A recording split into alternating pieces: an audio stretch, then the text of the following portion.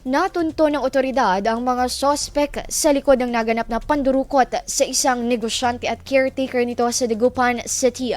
Sa investigasyon ng pulisya, nakatakdang makipagkita ang dalawa na nagpanggap na mga buyer ng lupa bagamat bigong makabalik ang mga ito. Itinawag pa ng negosyante sa kanyang asawa ang pagkakadakip sa kanila.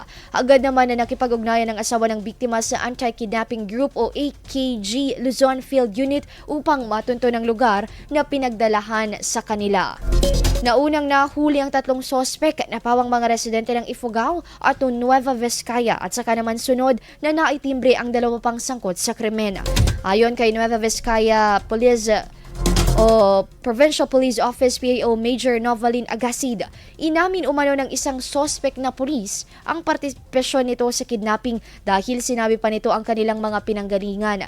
Na-recover mula sa mga sospek ang isang unit ng rifle, isang short firearm, mga PNP uniforms at 2 PNP ID.